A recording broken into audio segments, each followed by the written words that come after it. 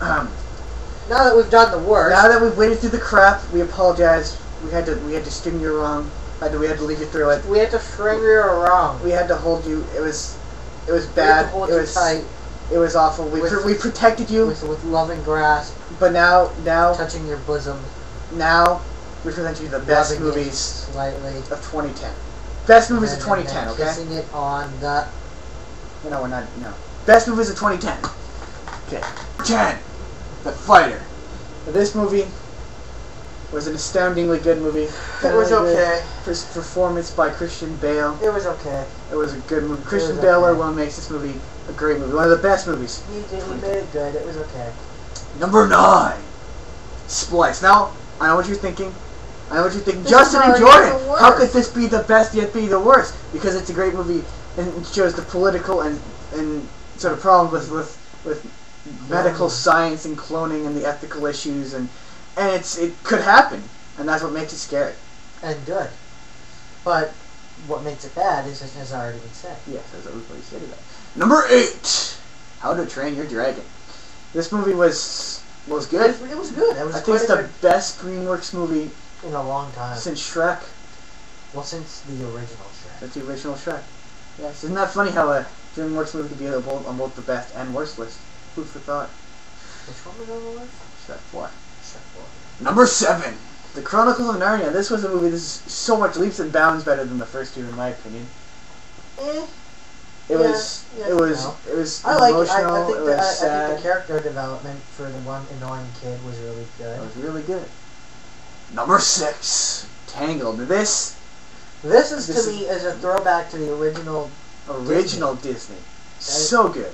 I mean, the villains still aren't as good as they used to be, but no Maleficent. There's only so far that we can go. Number 5. The Social Network.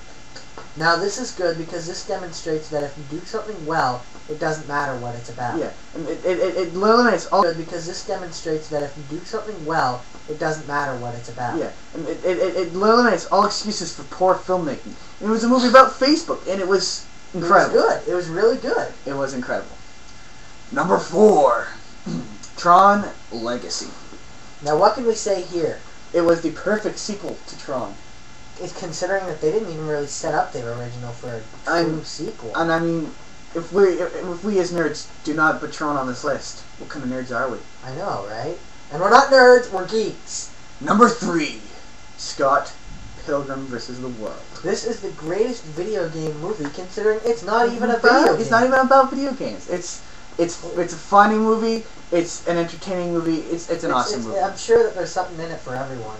Now, before we get to number 2 and 1, we just want to say that this was a close read. We almost tied these two movies. This is as close to being as good as it could possibly be.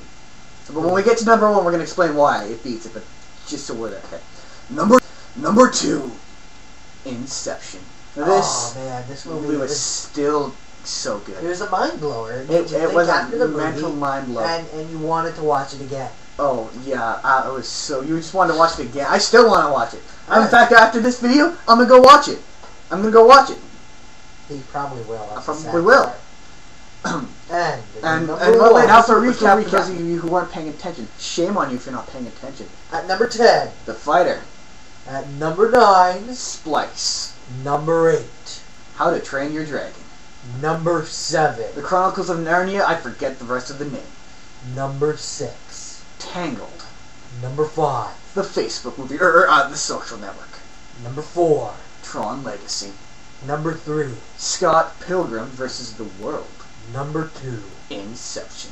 And now at number 1, Toy Story 3. Toy Story 3 was the best movie of the year. One of the best animated movies I've seen in a long time. Because it drags you in, you feel emotionally connected to the characters, and they've done it over the course of 3 movies. I think the reason this beats Inception, is because it's just so much. For me, it's the fact that they've made 3 movies with the same character. It's still as good as the first one. I think even better than the first one. You still feel connected to the characters. It creates a solid ending. considering it's an animated film.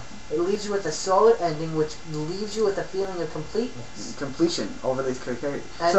And you're happy.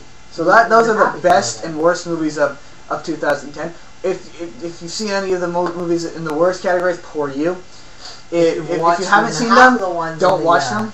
If you watched even half of the ones in the good list, then you're blessed. But go watch them all. If they're still in theaters, watch them. If they're not in theaters and they're on DVD right now, go rent them. If you haven't rented them by the end of this week, I'll be upset with you.